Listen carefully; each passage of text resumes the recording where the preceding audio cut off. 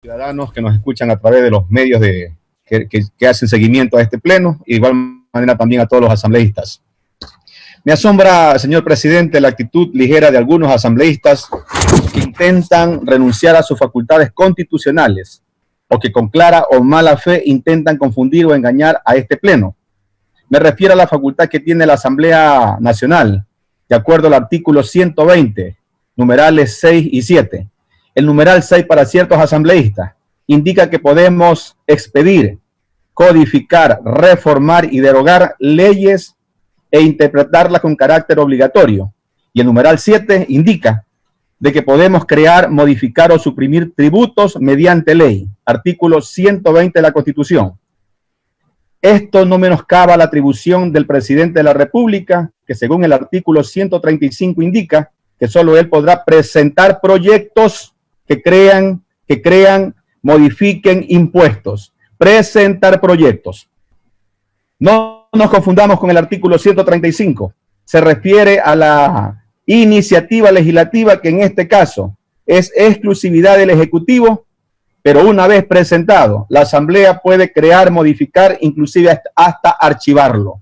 Cuidado, compañeros, con esos discursos nerviosos que pretenden confundirnos porque supuestamente no quieren grabar a los que tienen que contribuir en este momento.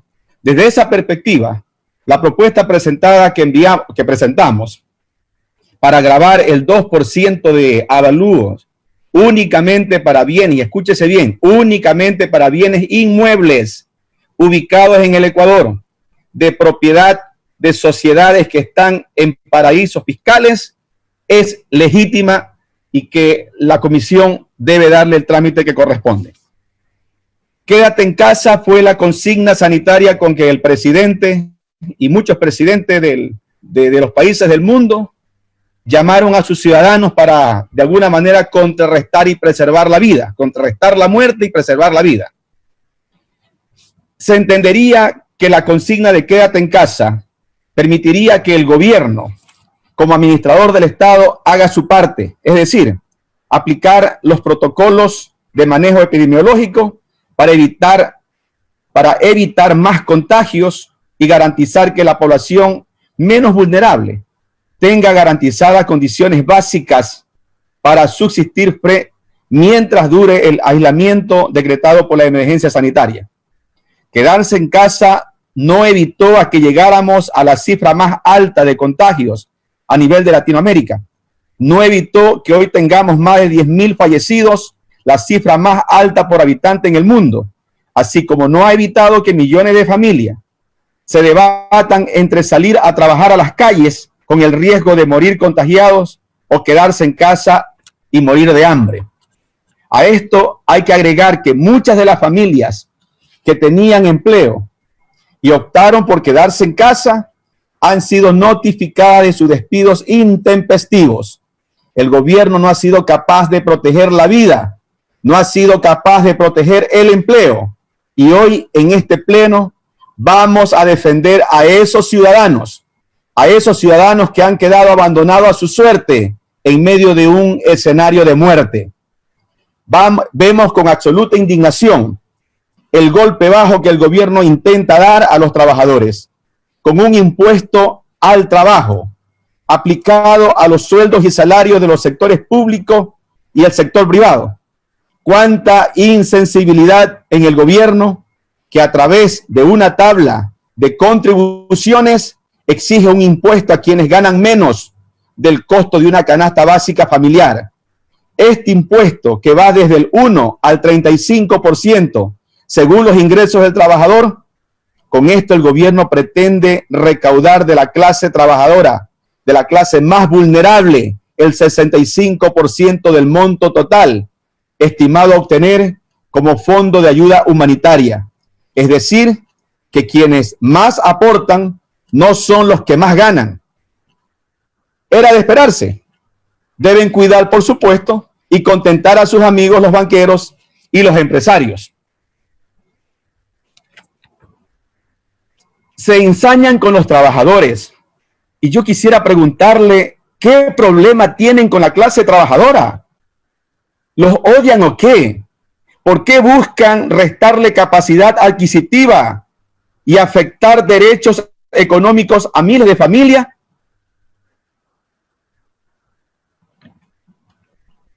Hay que tomar medidas adecuadas, señores legisladores, sobre todo a las élites económicas que manejan los hilos del poder, apenas les piden migajas. ¿Por qué no planean cobrar a los 500 mayores deudores de impuesto a la renta en el país? Que, como lo han dicho muchos legisladores, esa deuda sobrepasa los 1.500 millones de dólares. ¿Por qué el SRI no ha tomado medidas con una gran cantidad de empresarios que todos los años hacen doble facturación, que hacen una tremenda estafa al Estado ecuatoriano y que no pagan? ¿Por qué?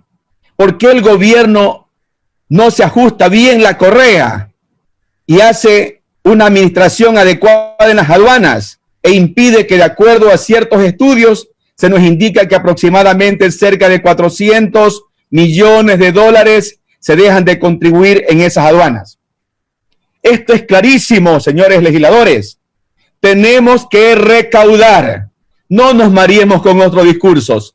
Tenemos que recaudar y tener claro que el modelo económico de creando oportunidades, llamados como Creo, con Martínez, que es el representante del comité empresarial, nos ha llevado al fracaso, a la ruina y a la miseria. Así que tenemos que cambiar de rumbo. Escúchese bien, recaudar lo que hemos dejado de recaudar como Estado. Este es el momento. El Ejecutivo nos pide arrimar el hombro a todos, pero sin hacer una verdadera evaluación de los sectores más golpeados de la sociedad. En la propuesta de la Ley Orgánica de Apoyo Humanitario, introduce una contribución a las sociedades para que realizan actividades económicas a que paguen el 5% de las utilidades del año fiscal 2018, siempre que la misma haya sido igual o mayor a $1 millón. Nuevamente, el beneficio a las élites, a los privilegios del capital, se pone en el mismo saco a las aportaciones o a la aportación de todas las empresas, a los líderes de los monopolios económicos en las diversas áreas de la producción y servicios, como la banca, las transnacionales de las telecomunicaciones, a las empresas de televisión pagadas, las empresas morosas petroleras, las cadenas alimenticias, aportarán lo mismo que una mediana empresa. Hay que tener claro, señores legisladores, que no es lo mismo una empresa que tiene utilidad de $1 millón que empresas que tienen utilidades de más de 400, 500, 600, 800 millones de dólares y no pueden hacer una contribución igual. ¿En dónde queda el discurso de que el que más tiene más paga? Es vergonzoso, presidente Moreno, que en una propuesta que viene de usted, que tanto ha rastrillado del que más gana, más debe contribuir, proponga algo como esto. Es vergonzoso y ratifica su discurso vacío, barato, populachero, politiquero y demagógico.